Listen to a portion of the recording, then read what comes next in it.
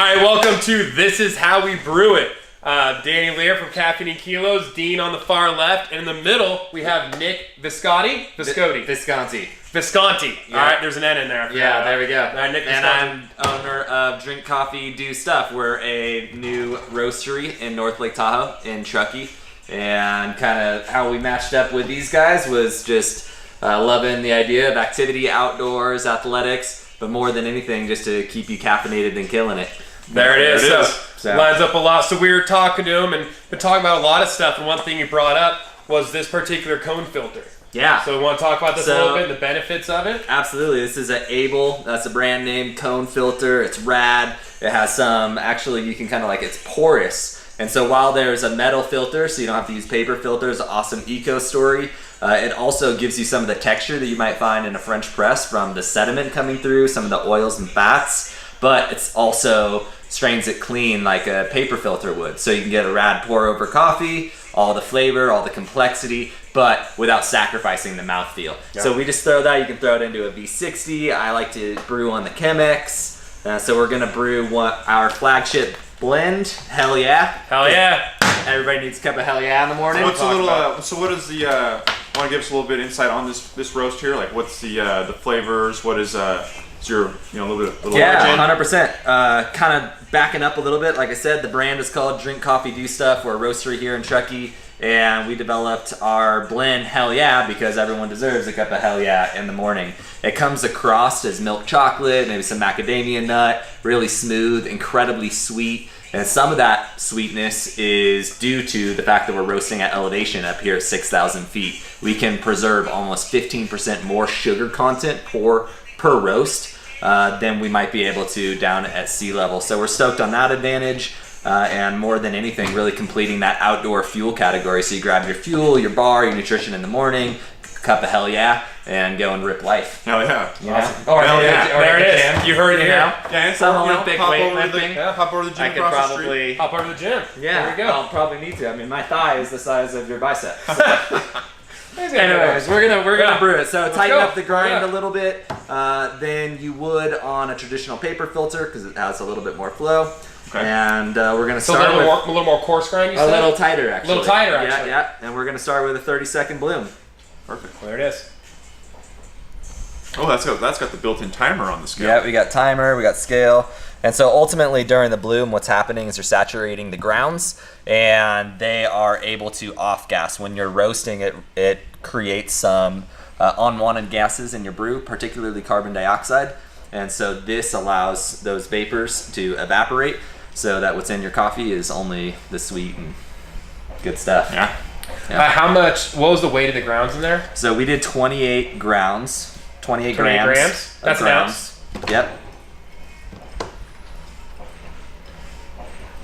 And because of elevation, we have less atmospheric pressure up here, so there's less gravitational pull from the pressure pushing down. So we actually double bloom for another 15 seconds, and then we're gonna pour That's a trip. to 460 grams of water. So that ends up being about a 1 to 15.75 water to coffee ratio, which is where I like a cup of Hell Yeah. Yeah, that's a kind of that's super interesting how just the elevation just affects you even brew your own coffee. The roasting process as well as the brewing. Yeah. So you mentioned also that water boils at a lower temperature. 202 degrees here compared to a typical 212 at sea level. But it takes longer to boil, right? Because there's the less oxygen, right? Is that right? So the fire's don't burn as hot. So yeah, that's a controversial subject. Oh, tell me. Yeah. Tell me your opinion on it, or what you think, your beliefs.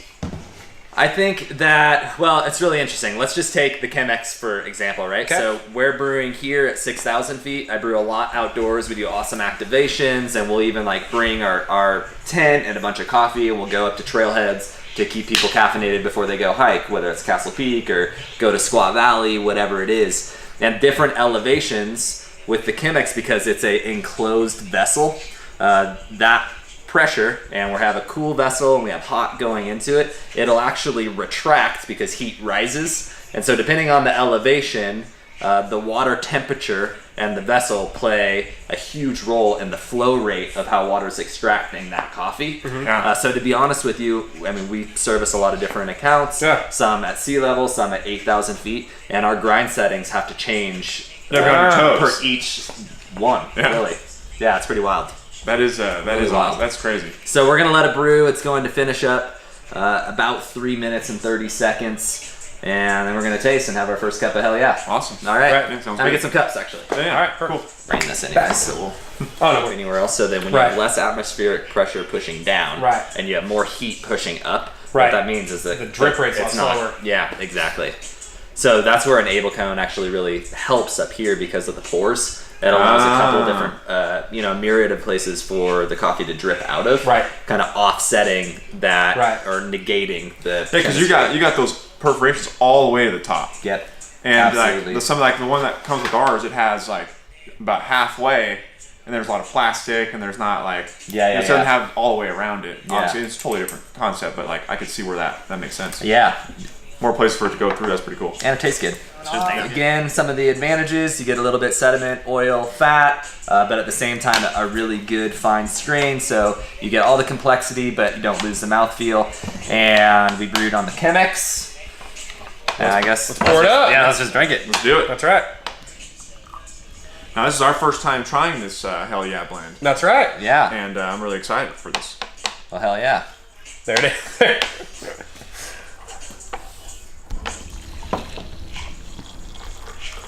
Oh man, Dean gets the fancy cup. There we go. That's right. The logo mug. Well, cheers, gents. All right, cheers. Cheers. Absolutely. And then when it's nice and hot like this, we like to say something along the lines of, well, let's burn ourselves. All right. Let's try it out.